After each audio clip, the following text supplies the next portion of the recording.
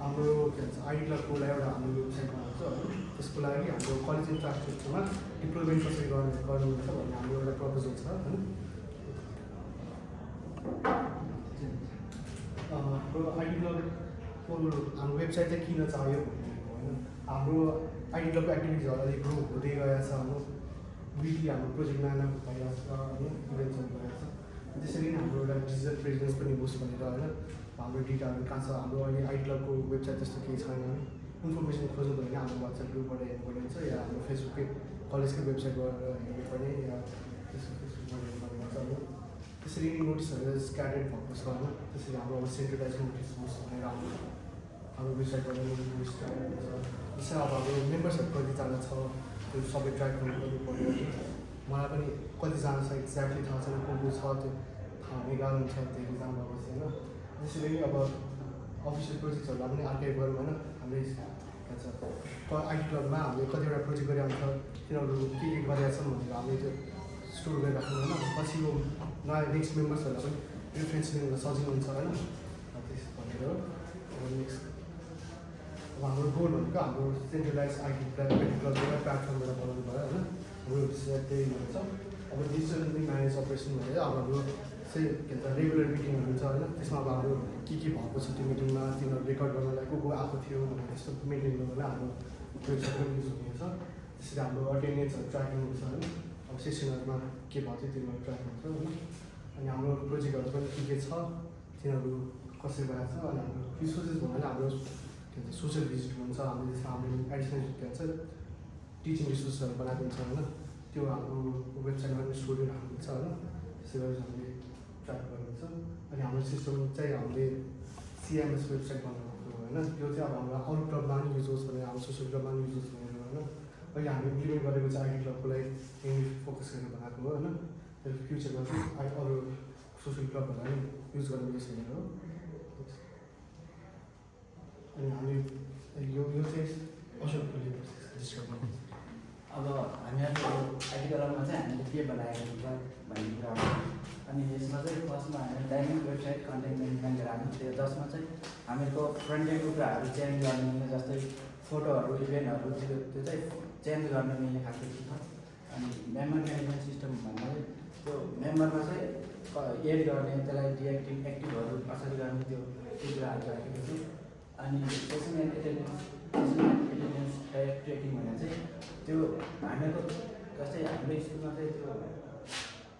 तालिमहरू भइराखेको हुन्छ त्यहाँ चाहिँ को आउँछ बैठकहरूमा को आउँछ भन्ने कुराहरू हुन्छ त्यहाँ एटेन्डेन्स को आयो को आएन त्यसको सबै डिटेलहरू राखेको हुन्छ अनि इभेन्ट म्यानेजमेन्ट सिस्टममा चाहिँ अब हामीहरू जस्तै कतै जान्छौँ त्यो इभेन्टहरू के भइरहेको अब भिडियोको सेसन भइरहेको योभन्दा पहिला अनि आइआइटीको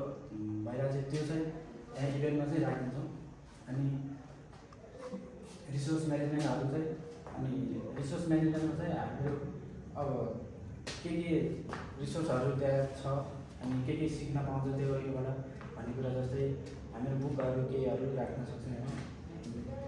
अझै चेन्ज ट्रेनिङ भनेर त्यो के चेन्ज गर्नुहुन्छ त्यो चाहिँ राखेको छ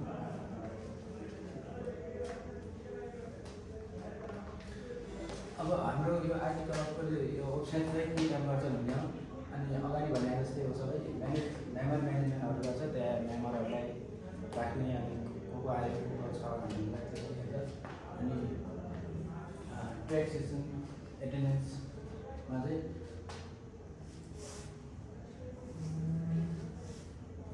कन्ट्रोल भन्नाले चाहिँ अब यो हाम्रो वेबसाइट कन्ट्रोल चाहिँ मतलब हामीले बनायो अब यो वेबसाइट म्यानेज चाहिँ कसले गर्छ भन्दाखेरि यसको लागि चाहिँ हामीले ठ्याक्कै एउटा अर्गनाइजेसन इन्स्टिट्युसनको स्ट्रक्चर कपी गरेका छन् जस्तै कि अब हाम्रो कलेजमा म्यानेजमेन्ट छुट्टै हुन्छ स्टुडेन्टहरू छुट्टै हुन्छ अब कलेजलाई म्यानेज गर्ने काम म्यानेजमेन्टहरूले गर्छ जस्तै हाम्रो वेबसाइट म्यानेजमेन्टलाई हामीले रोलहरू छुट्याएको छन् एउटा एडमिन रोल अथवा एडमिन रोल भयो अथवा चाहिँ मेम्बर रोल भयो अब यो हाम्रो वेबसाइटमा केही कन्टेन्टहरू चेन्ज गर्नु पऱ्यो भने चाहिँ एडमिनले मात्रै चेन्ज गर्नु पाउने अब यो एडमिन चाहिँ को हुन्छ भनेपछि कलेज यो आइडी क्लबकै प्रेसिडेन्ट भाइस प्रेसिडेन्टहरूलाई रोल दिन सक्छन् उनीहरू चाहिँ एडमिन भएर उनीहरूले चाहिँ यो आइडी क्लबमा नयाँ कन्टेन्टहरू अनि नयाँ मेम्बरहरूलाई एड गर्नु मिल्यो अनि यसमा हामीले ट्याग गर्ने फिचर नै बनाएको छौँ जसमा चाहिँ को मान्छेले कसलाई एड गरेको थियो अनि कसले चाहिँ के चेन्ज वेबसाइटमा के चेन्ज गरेर आइटी क्लबमा के चेन्ज गरेको छ भनेर हामीले फिचर नै राखेका छौँ।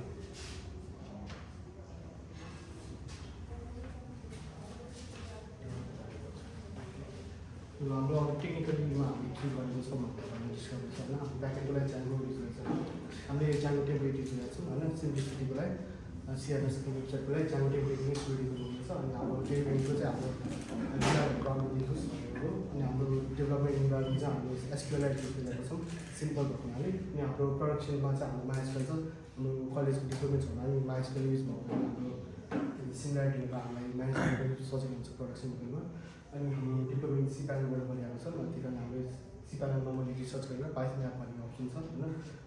मैले चेक पनि गरेको छु कलेजको रूपमा होइन। हाम्रो पाइथन एपबाट हामीले हाम्रो जेङ्गो एप्लिकेसन डिप्लोय गर्नुहुन्छ। अब हामीले डिप्लोयमेन्टको लागि चाहिँ के माग्नु खोजेको भने चाहिँ हामीले हाम्रो कलेजको सर्भरमा हाम्रो एकाडेमिक प्रोजेक्ट्समा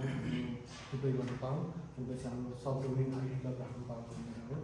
अनि त्यसपछि हाम्रो डाटाबेसको लागि एउटा एक्सेस है। अनि हाम्रो बेसिक सर्भर मेटेरियल्स या हाम्रो लाइक वेबसाइट अपडेट गर्नु पऱ्यो भने चाहिँ त्यसको लागि सपोर्ट चाहियो होइन। हामीले चाहिँ के गर्छौँ भने हामीले अब डिप्लोयमेन्टमा हामीले के गर्नुपर्ने हुन्छ हामीले असिस्ट गर्छौँ होइन। त्यसपछि हामीले इन्भाइरोमेन्टहरू पनि के बनाउनु पर्ने हो तिनीहरू बनाउँछ। अनि त्यसपछि हामीले के भन्छ एप्लिकेसनलाई मेन्टेन पनि गर्छौँ होइन। अब केही सेक्युरिटी या केही इस्युज छ भने हामीले मेन्टेन गरिराख्छौँ। अनि हामीले अलिकति डकुमेन्टेसन पनि गर्छौँ होइन। लाइक प्रोजेक्ट कसरी चलिरहेको छ, कसरी चेन्ज गरिदिने हो भनेर, लाइक फ्युचर मेम्बर्सहरूलाई पनि चेन्ज गर्न सजिलो होस् भनेर। नेक्स्ट